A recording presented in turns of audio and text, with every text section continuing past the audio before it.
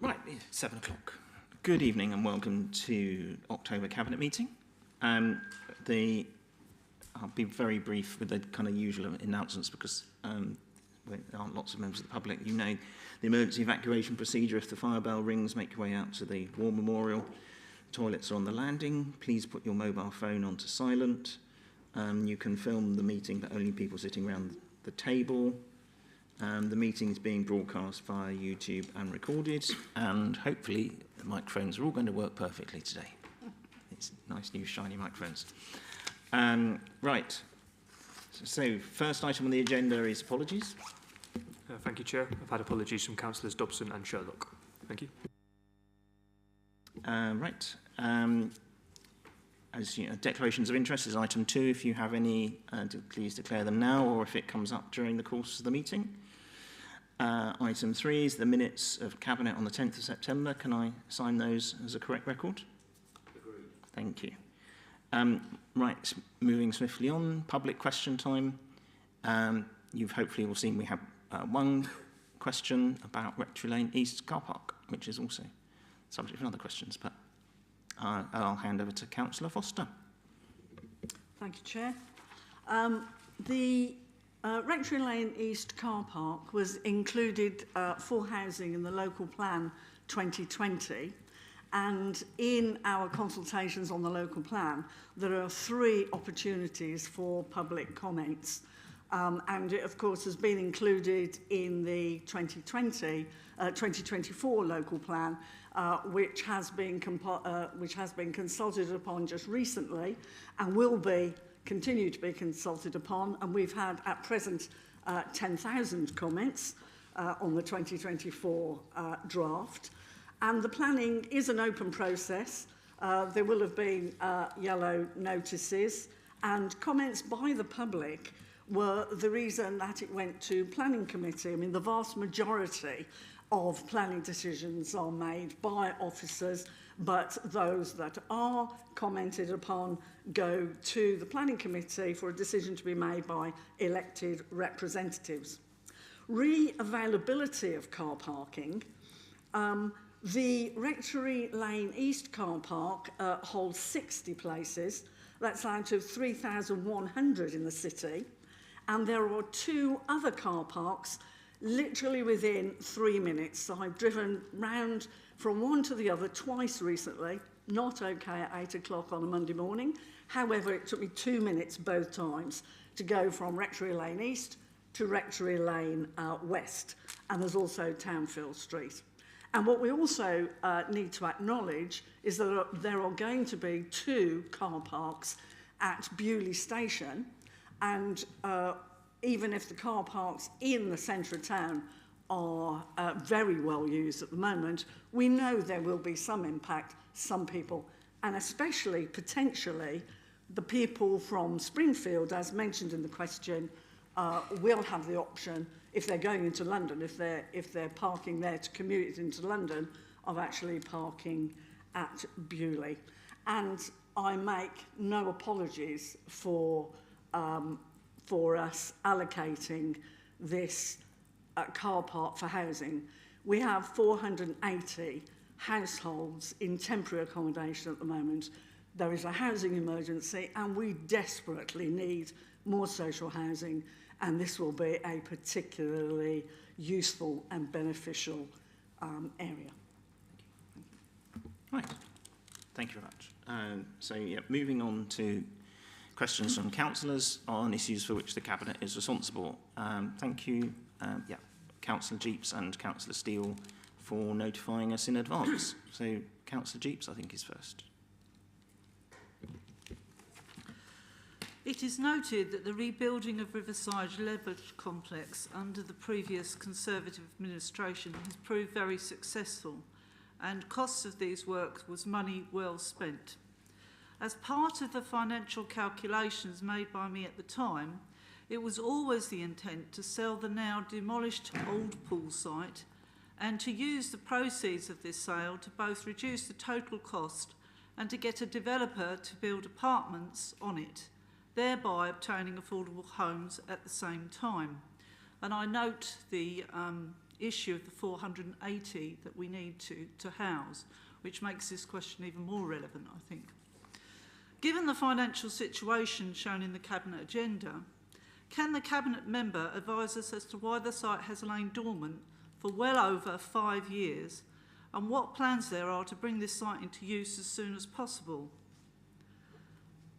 This would give us, obviously, the opportunity to build into the town centre and create affordable homes that are so much needed. Thank you. Thank you. Councillor Foster. So thank you very much for your question. I have to say, looking at the site at the moment, it obviously looks as though nothing is going on. It has, lain dormant, as you say. But, of course, the Riverside Leisure Centre, as you know, opened in 2019, and the site was then handed over to us. The old complex was demolished in the same year. And, of course, COVID sort of smashed into us very, very soon after that. And in the intervening period, a disposal of the site was not possible until things returned to normal. And the value of the development site is, much enhanced by securing planning permission, and the likelihood of obtaining a suitable consent is increased with the old pool site being allocated for development in the local plan. Now, as I say, it might look as though nothing's happening, but a vast amount has actually been being done. But there are huge development constraints on that site. The main issue is flooding, and the Environment Agency has changed their requirements. The requirements of the Environment Agency are now modelling to reflect 1 in 30-year flood events. And additional constraints include the adjacent conservation area, massing and viability, so how high we can go, and then viability of the site. But I do assure you they are being worked through assiduously, and that will be, that a couple of iterations have been drawn up. And it's intended that the land, it's possible that the land will be marketed for sale once planning consent has been achieved. I accept COVID obviously got in the way of a lot of things, but given that people working from home, planning applications I would have thought could have gone in during that period of time. We weren't out of commission for the whole of COVID. And when we were finishing Riverside, that site was, I think, estimated to be in the range of about £5 million worth of real estate, which would have filled the gap that we now have at 4 million in the current budget. Plus, of course, if you'd have built the housing, that housing would have reduced the amount of debt that you were incurring because you haven't got affordable housing. It just seems to me we've taken an awful long time, over 5 years, to get anything like progress on it. Do you want to take me? Do you want to? Because you were around it. Yes, COVID, I think and so. I wasn't. It's not just the fact that the sort of lockdown and that kind of thing. The fact that the whole world has changed, the economic situation has changed with inflation, and particularly in building costs, which, although Councillor Foster didn't mention specifically, was alluding to in her answer, that it may not be worth exactly what was thought at the time, because the whole world has changed. Building costs have gone through the roof. And it's an already developed site. And already developed sites, as we know, brownfield as they're known, are notoriously difficult to develop. However, as Councillor Foster said, we have been looking at a range of options, a number of design options before Councillor Foster joined the Cabinet as to what might be possible. And we'll be coming forward with planning applications before too long, hopefully. But it's very frustrating that the economic situation over the last 4 years has made a lot of building projects much more challenging than they were with all the assumptions we used to make before COVID. Right, I think Councillor Steele was next. Thank you, Chairman. So this is something I've raised before, and it's about housing as well, actually. I raised it at a scrutiny committee, but I would like to just explore a bit more deeper and wider. And we all know about the severe issue of lack of affordable homes and the high cost of temporary accommodation. But on the counter side, we know that there are high numbers of empty houses, empty dwellings in this area. In fact, LGA estimate there are more than 1 million properties across England that are unoccupied.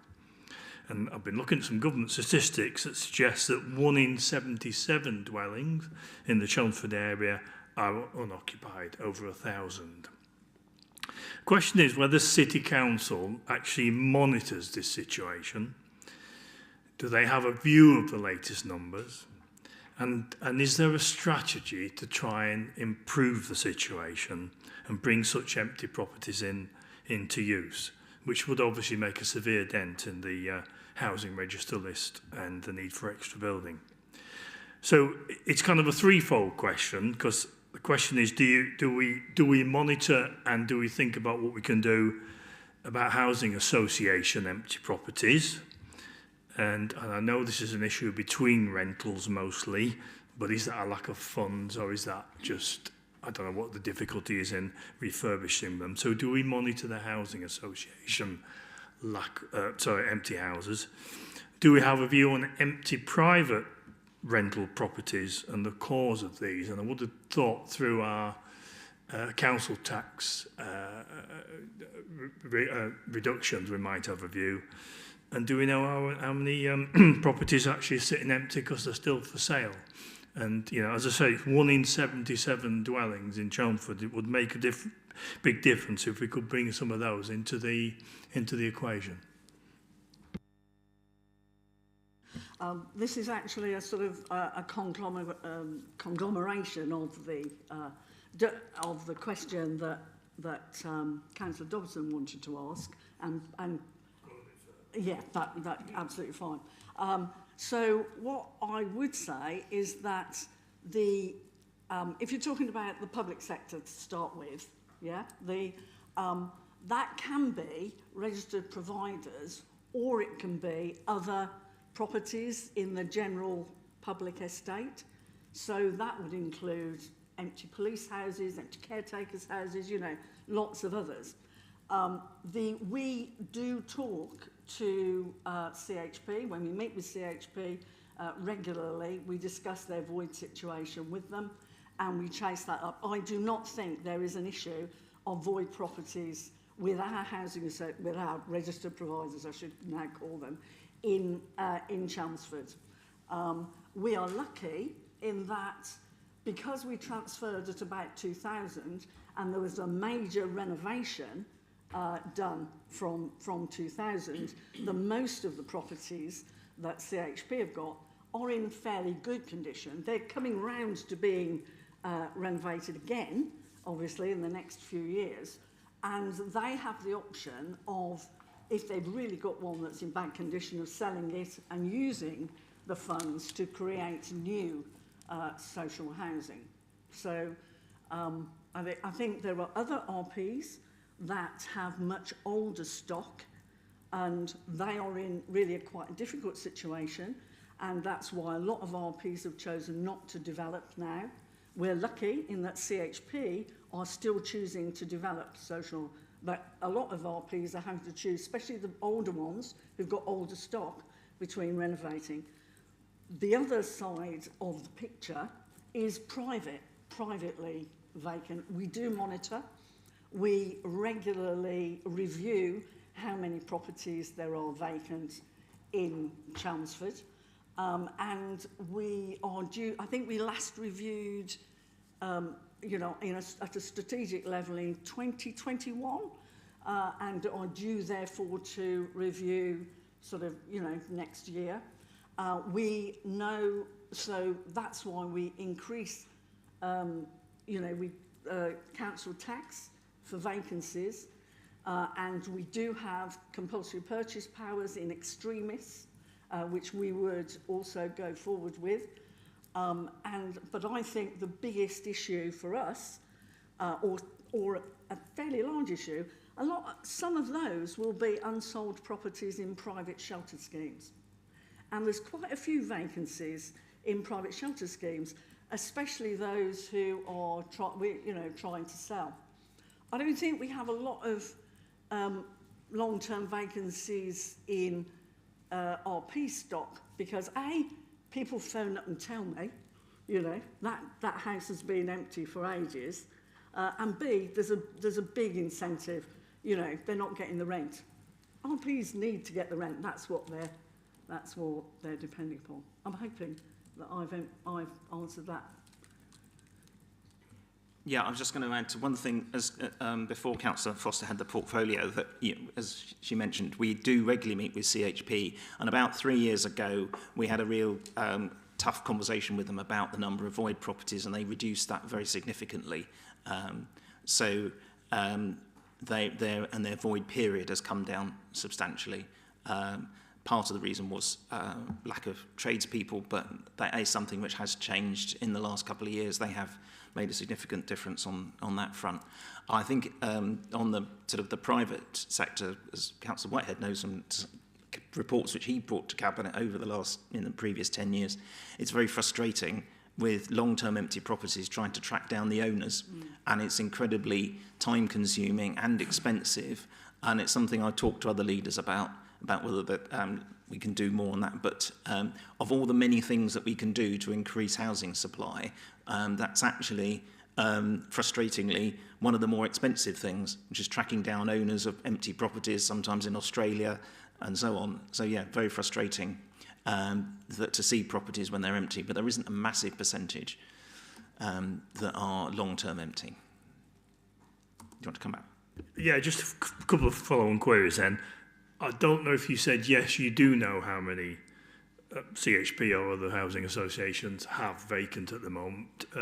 If you do, can you provide the number? Because or you mentioned average duration of emptiness or something like that. Is there stats we can get out? I do know they have a problem because I've had somebody leave a house and then it takes a long time for the next resident to get in. And then the second thing was, you said about the private rental, you had a view in 2021, you'll have a new view soon, yeah? So we can see the figures when, there's no point looking at 2021, they're too out of date. It's not part of my,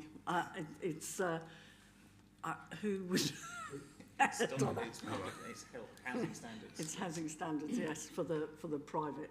The RPs, yes, we don't know. I don't know a figure to give to you tonight. We can get their average time vacant.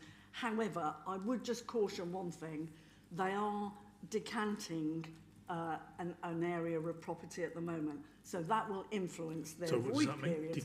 Decanting means that they're about to redevelop an area, which means that they will be keeping some properties free to put people into. So their void figures won't be a true void figure at the moment. And as you say, we notice. You know if there's one, and so if you tell me what that property is, we can raise that with CHP and chase them down about it. Leader, could I just add, one factor is the central government probate service, which is affecting me personally, which is taking an inordinately long time. It was 22 weeks. I think it's coming down, I've heard, but it's very annoying for me personally and keeps houses empty. Right. Any other questions to Cabinet members? No? Right. Okay. Thank you for that. So we'll move on to item 6, which is Councillor Davison's financial review.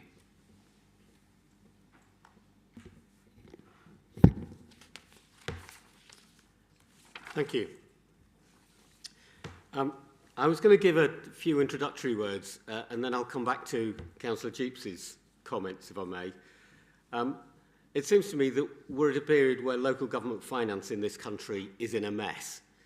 And unfortunately, it was Conservative governments that created the mess, and we're looking to the Labour government to resolve it, starting in 3 weeks in the autumn statement, the autumn budget. But we need to be ready to find our own way to fill the budget shortfall and to maintain services for residents if governments continue to let them down.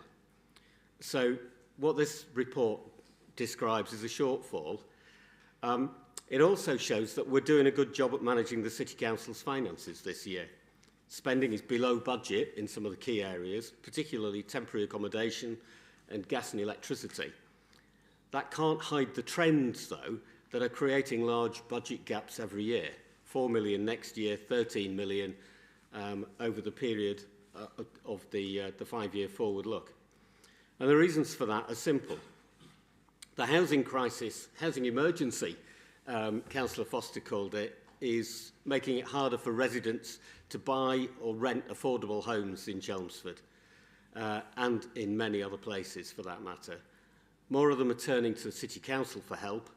We're placing increasing numbers of families in temporary accommodation. 480 was the figure Councillor Foster's just given.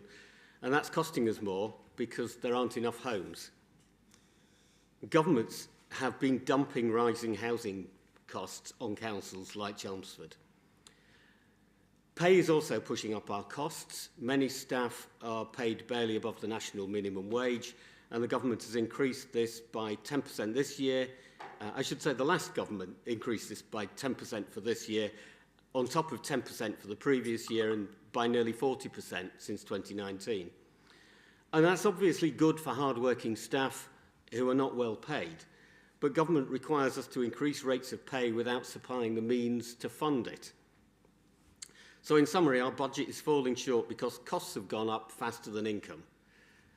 For every £100 we spent to provide temporary accommodation in 2019, today it's costing us £420.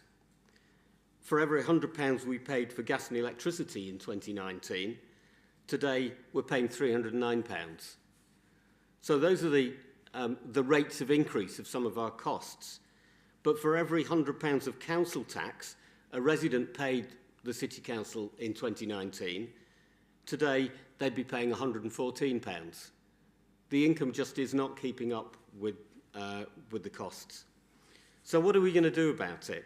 Well, I'll present a balanced budget at Council in February. Before then, we'll discover what financial support the government will give local authorities next year. We hope this is enough to allow us to maintain services, but we need to be ready in case it isn't. So this report recommends some actions that we take every year. There's a review of service budgets to take savings where we can. That's something that your administration did before 2019 and we've done since. Initiatives to reduce the cost of temporary accommodation where we can. A review of the capital programme. We can't invest capital unless it's affordable. And a review of fees and charges. We can't expect government to help unless we're already helping ourselves. But the report also recommends some additional actions this year. A review of the levels of service provision. There's a risk that some services may need to be scaled back if they're no longer affordable. And the development of a scheme to charge for emptying brown bins, a garden waste collection charge, which most other councils have already introduced. And what we're not doing is selling land and trying to get £5,000 in order to plug next year's budget deficit, because what we're talking about is a £4 million revenue gap. Yes, if we sold a piece of land and we got however much we got for it, that would help, but not pound for pound. Now, I first presented a medium-term financial forecast 5 years ago. That was before we'd heard of COVID-19, interest rates above 0.1%, and inflation exceeding 11%. The gap at that time was 1.8 million. I talked then, though, about central government funding. I said, in recent years, local government has weathered significant cuts in funding, coupled with additional risk and responsibility. I don't think a lot has changed since then, other than COVID-19, inflation, and interest rates.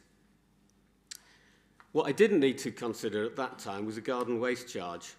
I haven't had to consider it in any budget since then, because that as a city council, we've always practiced sound finance. We'll continue to ensure our finances are sound, but we're now at a point where we can no longer deliver the same services without the money to pay for them. So whilst governments sit idly by as the costs of delivering local services go up far faster than our income, we need to work out what our solution is. This is the chance for a Labour government to act on the crisis in local government finance, and I'm urging Rachel Reeves to do so. And I'll pause there for questions.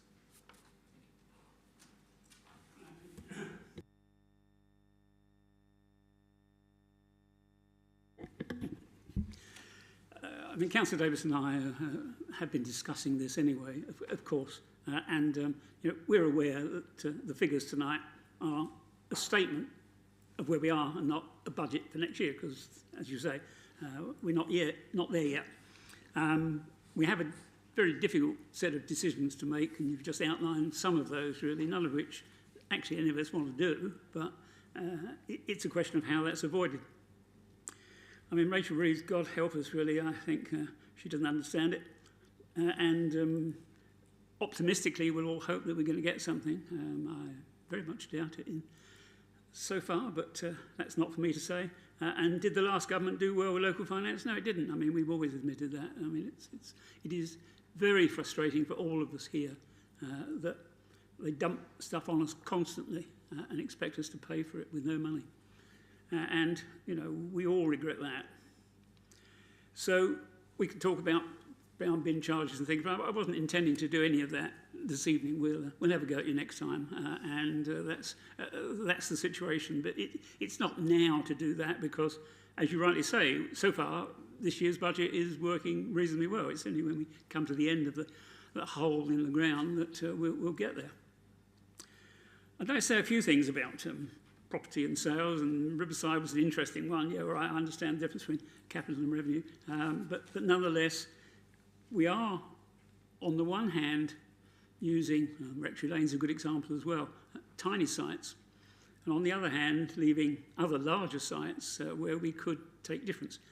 Now, Waterside is continuing, and I'm not going to go on about Waterside either, really. That's, we're awaiting valuations and all sorts of stuff on that. So, again, what I'm not trying to do is to theorise on what could be.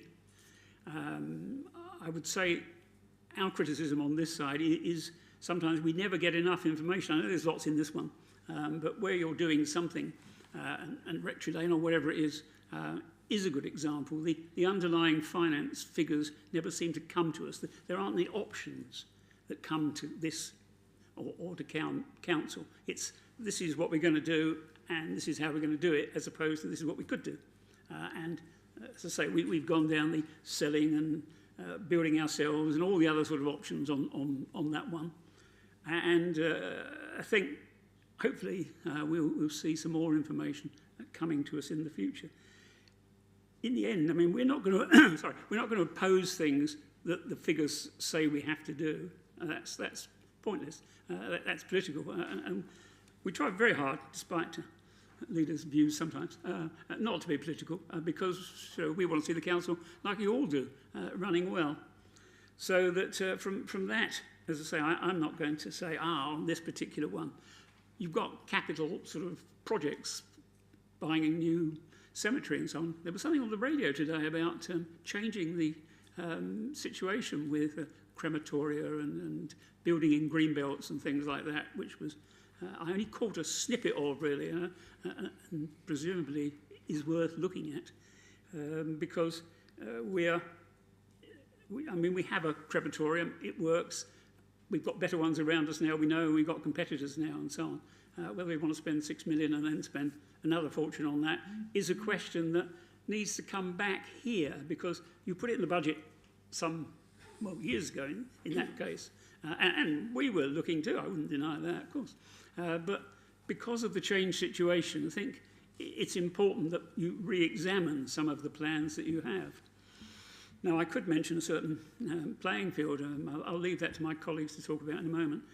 But nonetheless, as you know, and Councillor Foster knows, and I assume that Councillor Robinson knows, I've written some notes on that and on everything else, really, about you, as an administration, reappraising your capital strategies, really. I think that you need to do that more than tinkering with putting up tuppence halfpenny on the car park charges, because we know that that's not going to solve the problem, is it? And the thought of closing facilities down, shutting Highlands House, or whatever it happens to be, is not the sort of thing that we even want to think about. But, I mean, there is no car parking strategy. We promised one years ago and never produced one. I can't deny that either. But there is no strategy. It would be useful to have one. And we've asked for that to go on overview and scrutiny, as you know, to try to establish what the basis is. I mean, will those people, you gave me some very useful information the other day about how many people use it and how they use it and so on. We need that for all of our car parks and to work it out what our real strategy is, because I think we don't have a strategy. We have a plan, and that's something else, really. And, well, as I say, I won't mention where you go with other sites, but Riverside is an interesting one. I mean, all those other flats were built there. Tony Chambers and his merry mates built all those flats the other side, and he was always terribly keen to buy the swimming pool, so I know that. Whether that's the case now, I've no idea. I haven't spoken to him for years. But it is a site that could be used, and we can use other sites around, and as I'll leave comments on the field to others. But my view all along has been, and it remains the view of mine, and I know my colleagues say the same thing, is that we should sell premium land for premium prices and use the proceeds of that to build affordable housing somewhere else. And I'm positive that that's the case. We can build it on grey land as soon as we tell us what it all is, but nonetheless, there is scope to do that and to work with the housing association, whatever they're called now, to work with them. We worked with them for years. I mean, there are sites all over the place, Kings Road allotments and all sorts of things. We did the same as you're trying to do on certain sites now, but they're small sites, and it's the big ones that concern me. You know, the field is bigger than Waterside, for example. Why are we giving it away? I don't understand that. I understand why it was changed in the past, but not necessary now. And there are all sorts of other points about that one. But for the moment, unless any of my colleagues want to say anything else, or down the end want to say anything else, there's nothing on there that I want to pick out and spend the next 2 hours discussing, because I know that you and Phil Reeves and all the others are working on them and trying to come up with the right answers. As I say, my personal strategy is to ask you to rethink your corporate strategy on property and so on, to look at it again. I could say holistically, but it's a word I never use, so I won't say it. And for that reason, to think again on things that you don't want to do and you don't really, well, you'd hate to do in certain cases, but you might have to do to come up with a different answer on how you can get money out of things. I mean, we spent a lot of money on the bridge. I keep getting my little updates and pictures and see how it's going and all the rest of it, really. And yes, we got 15 million for it, but the other lot we paid out, really, and that has diminished our funds. And so we somehow need to make that up again and to produce at the same time affordable housing. And finally, really, with all of the sites that we own, I know we've talked about viability as being a problem, and builders say, sorry, we can't build it. Sorry, we said we're going to build loads of affordable housing, but we can't. But the answer is, as long as we own the sites, you put it in the contract when you sell it, and therefore it has to get built, because otherwise they can't buy it. That's different from Taylor Wimpey owning an own site and saying, sorry, afterwards, we can only give you 1% affordable housing. If it's ours and we sell it, then we sell it with a contract.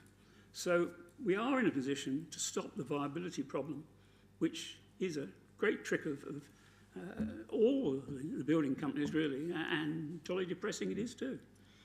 So, as I say, we've asked ONS to look at car parking strategy on other sites around.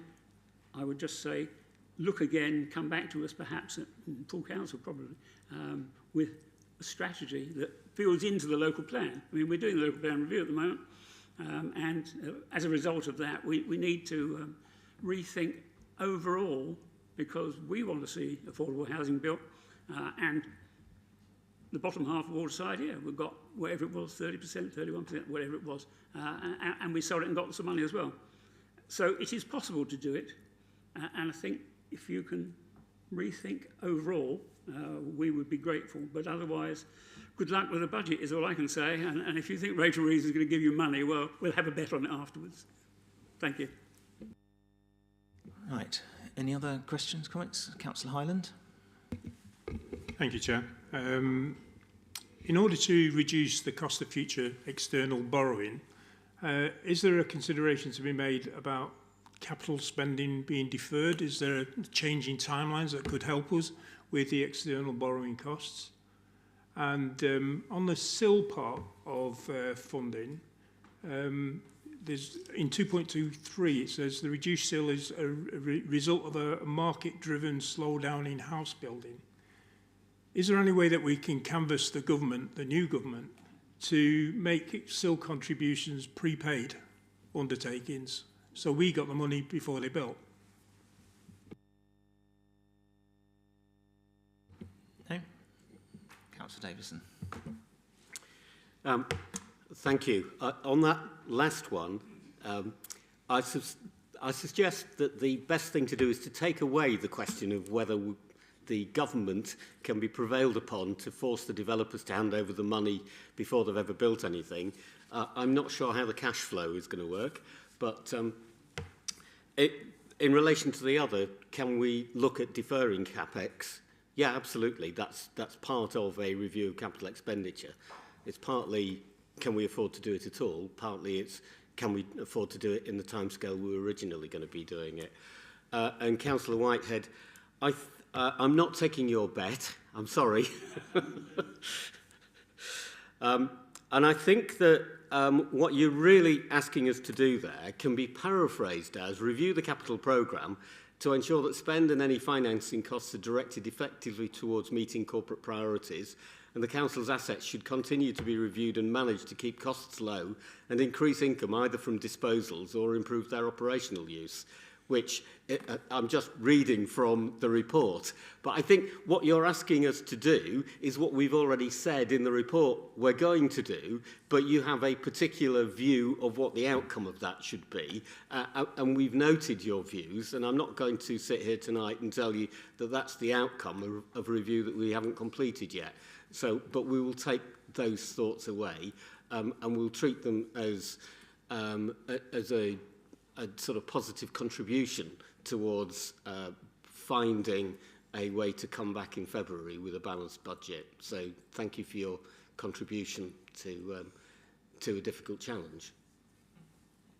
And now, so, sorry, unless you were about to say anything. Well, I was just going to add a couple of things on that. I think I've learnt an awful lot more about property and the state of the market in the last couple of years than I ever did before. And one thing that has become apparent is that whereas in the past, if build costs were rising, usually land values were rising at about the same trajectory, and so they kind of paid for each other. That's no longer the case. That land values are not rising, or not rising as much as build costs. Build costs has gone through the roof in the last 2 to 3 years, and so that in itself has made things that seemed viable 3 years ago not viable, including projects that we own ourselves. And the other thing, which again I hadn't really appreciated but now do, is that a brownfield site, people say we should build on brownfield first because it's better for the environment. But brownfield sites have no uplift in land value because they had their uplift in land value when they were built on the first time, which might be 50 years ago. And so the uplift in land value, which you hope to capture, is not available to be captured to contribute to the development. So property is just not as easy as it was 4 or more years ago, as a general point. Councillor Hyland, your point about SIL and other things, we in our MPPF response and many other councils have said if government could allow us to mandate a build-out rate so that once a developer has got planning permission, they commit to a build-out schedule, and then if they don't stick to that schedule, they should be penalised. That is something which would be really helpful, and it's something that we and other councils have definitely asked for. And I thought it was interesting when Councillor Whitehead said, if we sell it, we can control what happens, which is exactly what we want to do at Waterside. And you keep telling us to sell it off to the highest bidder and not to control what happens on the site. So I thought that was interesting that you actually told us to do what we want to do. I need to come back. I didn't say it because you're not planning to sell it, you're planning to give it away, which is not the same thing. Decision. No, well, the original plan was to develop it and pass over the properties to housing that we didn't subsequently own, did we? We weren't intending, we weren't ending up owning the properties that were on there, nor were we getting, well, we don't know how much we were getting. It was the 20 million that we might get if we were lucky approach before. So no, I'm talking of outright sales and so on, where appropriate. As I say, I don't know the answers to those questions. I'm only saying to you, come back to us with the options against approved valuations from the right people to say, let's do A and B and C. I'm not saying you're wrong, and I'm not saying I'm right. What I'm saying is I don't know because, it's, I think somebody used the used car story a little while ago, but she's not here tonight. But nonetheless, it is that one, and we don't know. My son's buying a car, and I said to him, make sure you get a fixed value for the sale price of your one, because it's not being delivered for 6 months. And all the dealers said no, but the last one said yes. And he said, I've got this letter today, it's worth X euros or whatever it is. And again, if you try hard, you actually end up sometimes with what you're trying to succeed with doing. So, Councillor Highland asked the same questions I did, which is fine. I accept it's in there. I'm just asking for you to widen your horizons as the opportunities, as opposed to coming up with new numbers but doing the same thing you first thought of, really. That's all. But otherwise, I think it's a very helpful meeting and very helpful to speak to him the other day. So that we're doing our best for him. Thank you. Right, I believe I need to move that Cabinet note the forecast and approve the changes to the capital programme in Appendix 2. Agreed. Somebody needs to second it, probably.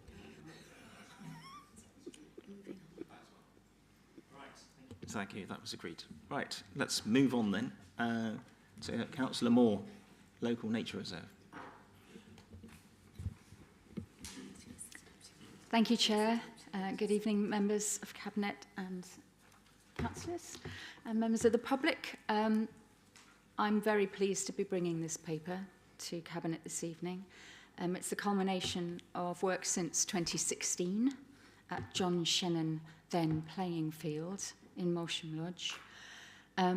As a result of work by our parks team over the last 8 years to work towards this, it's a very special evening for those officers involved and also for members of the public and the local community in Molsham Lodge. So I've been asked to bring this paper to Cabinet as the official agreement to declare John Shannon Field as a local nature reserve. John Shannon Field is approximately 9 football pitches worth of green space in a ward in Chelmsford, which is, without that space, the most nature-deprived area in our city. It's well used, it's adjacent to primary, secondary and also close to local sixth form colleges, with very densely populated area, as you can see from a map. But we can see from that map how it connects other areas of green space, not least a larger swathe of green space at Writtle and also out towards Gallywood and Chalmer Park. It's an absolutely vital component in connecting habitats. And as Councillor Whitehead perhaps alluded to, we have a set of strategic objectives. They're really simple. It's that we are helping in every decision we take to make Chelmsford greener, fairer and more connected. The 16th of July 2019 was a notable date for many of us here because we were newly elected and sitting at our first full council meeting. It was at that council meeting that we voted unanimously as a council to declare a climate and ecological emergency. It was also at that meeting that John Shannon playing field was removed from the local plan. for the reasons that I have stated. Because it's about value, not cost. It's about imbuing social value in spaces. And indeed, the Local Government Association has a special toolkit online which enables us as local authorities to achieve those community benefits that are often lacking, and they tend to be the last thing to be discussed in conversations about budget. So the rich value of this space is that it keeps community together. It's close to very good bus links within walking distance from thousands of people in the city centre, and it allows nature space to thrive at a time when developers may well be securing sites for development, but then perhaps not being the stewards of that green space that we'd hope them to be. With this area still in our stewardship and our ownership as a local authority, we will have the autonomy to involve the community who have contributed so greatly to this space over the years, and to encourage other parts of Chelmsford to develop corridors for wildlife. So this is a priority for us, and it's about the value of a local space. The preferred option this evening of the two, namely to declare John and Shannon Field a local nature reserve and to register that nature reserve with Natural England on the National Register of Local Nature Reserves, or to not make such a declaration. The preferred option is to make that declaration and to complete the registration process in pursuit of our unanimously voted for climate and ecological emergency and accompanying action plan, and our green infrastructure plan, which was adopted as part of the local plan. It also accords with our Chelmsford Our Plan, which outlines our strategic priorities to implement measures to protect and expand natural green space, to improve habitat value, and to increase biodiversity. I'm happy to take questions. Thank you. Thank you. Councillor Armstrong. Thank you, Chair. I would like to thank the officers for the work they've put into the report, as well as all the volunteers who have worked hard over the years to create an area that Natural England would designate to be a local nature reserve. The fact that the site is worthy is a wonderful thing. However, I don't see the need for the formal designation. I feel it removes a variety of opportunities to continue to use the site in the best way possible in the future. In the reasons for the designation, we state our desire is to protect and expand green spaces, improve habitat value, and increase biodiversity. As we own the land and are proposing no physical change to the maintenance regime, we have no need for the protection.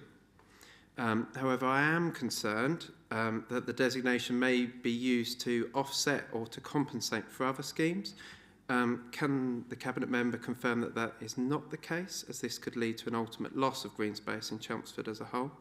In point 1.9, it states there are no financial implications to this declaration. However, the commitment to maintain spending on a regime restricting options and flexibility for change or review, which holds this will hold some financial implications. The designation will also have an effect on the land value of the asset, which could affect the council's ability to seek finance against its total capital assets. It also reduces the opportunity of diversifying income on the site. It could even include things like solar panels, other things that are good green initiatives, which having the full formal designation could actually restrict us from doing. The area of the designation also includes the car park and play equipment, the physical boundary that's drawn round. I feel this limits the opportunity for residents in the future to propose changes or improvements to that play equipment, such as newer play equipment, or to alter the scheme in putting the red line right on the red line boundary of the land.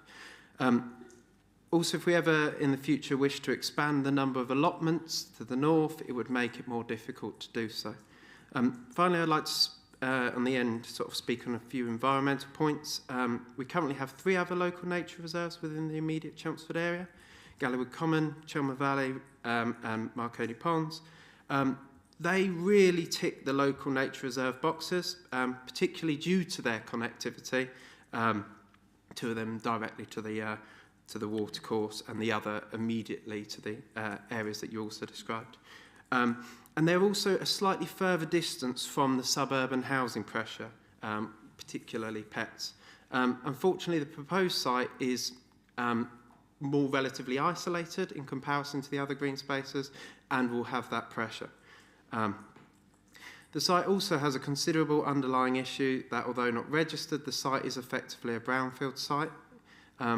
The site looks green and has undergone some remediation. However, the site is an old quarry and landfill that was backfilled with material that, to the standards of today, many would describe as suboptimal. I'll put it that way.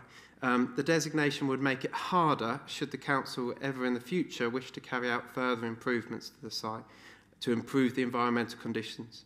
The material underground without further remediation makes it harder to diversify habitats by including wetland features, which wouldn't be currently possible. Is it possible to take option 2 and delay the decision and instead just give ourselves a pat on the back and we have achieved that and continue to run it as that, but without the formal designation? Thank you. Okay, thank you. Councillor Moore. Thank you, Councillor Armstrong. I will be asking Mr Nicholson if you could potentially help with some of the responses, because I haven't had the Councillor Armstrong's questions in advance, but around the detail of some of the declaration. The responses will be, we don't agree. Yes. You've asked several questions, Councillor Armstrong, that I suppose are more broadly in relation to future decisions that might be taken by the council. All I can tell you is that the local nature reserve status will safeguard this area. We spoke back in 2019 about an urban forest. We know that we need to be more diverse on that land. Urban forests have an absolute place in an area of this size. In fact, it's one of the recommended sort of guidelines if you wish to bring reduce carbon and have carbon sequestration. So it's essentially a very active carbon sink in the centre of a densely populated area. This administration set out to protect and enhance for the benefit of nature as well as communities. The local nature reserve status is recognised, as you say, and yes, we have 3 other areas. This is a 4th. This is a different area. It's a volatile landscape, as you say. We don't know very much about what's beneath the surface, but that in itself leads us to be able to make sure that the land above is as enriched as it can be. And every piece of grassland, it doesn't have to be near to waterways, has a beneficial impact on nature and on the community. So the Parks team have and will continue to carry out the management plan, which you can access online if you look at the management plans in our policies section of a Love Your Chelmsford website. And I can only say to fellow members here this evening, I hope you will support the recommendation to declare John Shannon Field as a local nature reserve. Thank you. I thought Councillor Goldman might have something to say. Thanks, Chair. As the ward councillor for Molsham Lodge, I just want to thank the officers for what they've done over the last few years. They've planted thousands of trees up there, and all this work that's gone in for the local nature reserve. I think, hopefully, everyone agrees that we do pass this tonight. For those that don't know Molsham Lodge, this is the only green space they have. Right? There is no other green space for the residents to go to. So we talk about, you know, children getting out there and exercising and everything else. We need to protect this area. I mean, 5 years ago, it wasn't protected and it was nearly built on and we took it out of the plan. We need to protect this for the future generations. So I really hope that everyone can agree for the local nature reserve to be passed tonight. And the allotments, I don't know if you know the area, but they're on completely different levels there, so I don't know how that would work, but we do need to protect that area. Thank you. Yes, and thank you for your interest in the subject, Councillor Armstrong. You had some suggestions. Perhaps you could have a word with your leader, because in February 2023, he still thought it was a good idea to build houses on it. As he told the Chelmsford Policy Board that he still thought it should be sold off. And as Councillor Goldman says, we don't think that. So, Can I answer that then? Go on then. You've mentioned it, yeah. Yeah, I think the points that Councillor Armstrong made about designating it as such are very valid ones which weren't answered and need to be looked at. For that reason, we would not want to see it go through and could call it in at overview and scrutiny, which is quite a possibility that we will in the next 2 days. Do we need a site of that size? 10 football pitches? It's bigger than Waterside.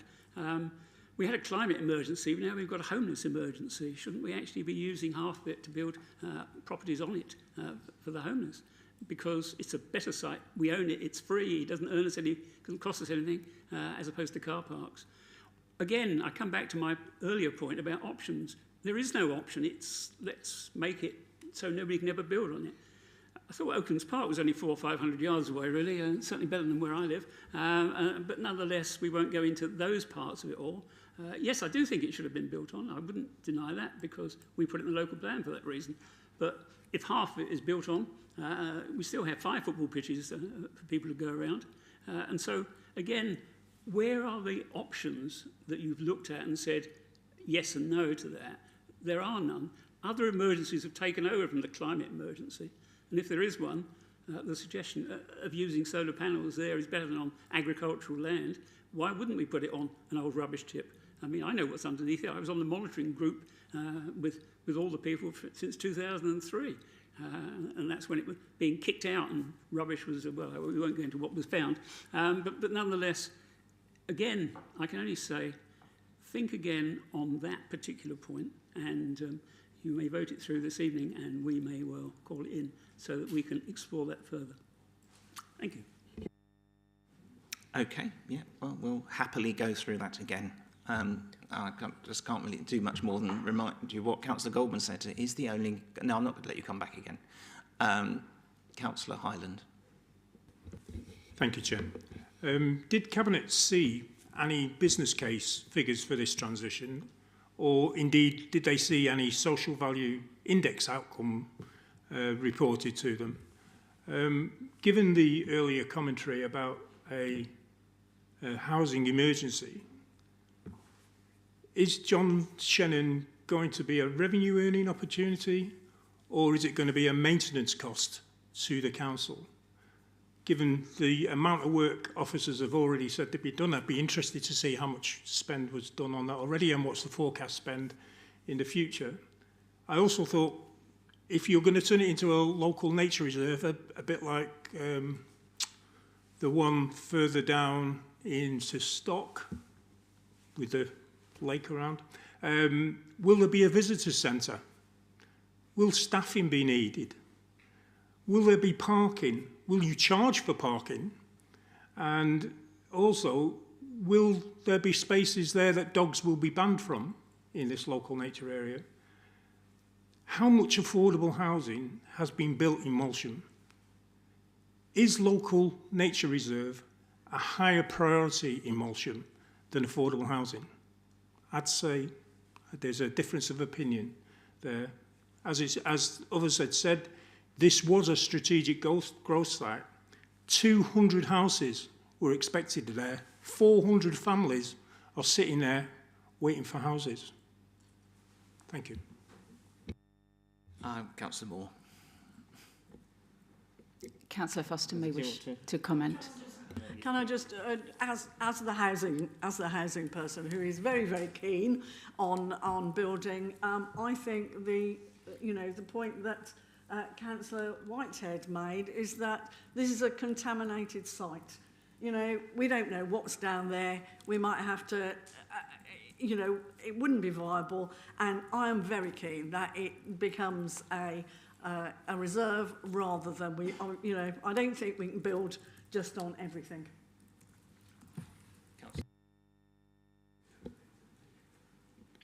Councillor Whitehead raised the viability earlier. It's profit really for developers because it is a site that would require so much digging down that that's the first thing that would come out of the developer's mouth would be there will be no affordable housing here, oh dear.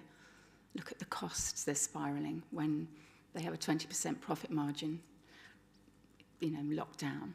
So that's not going to happen for housing. And it has a place in this ward and in the heart of the city.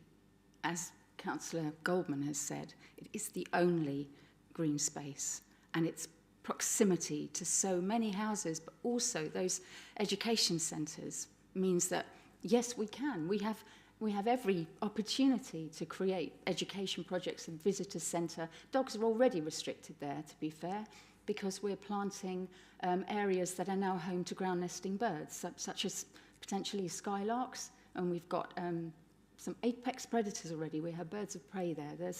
There's already a thriving natural area, but the space within still allows for informal areas that are mown for footpaths. There will be adequate access for everyone.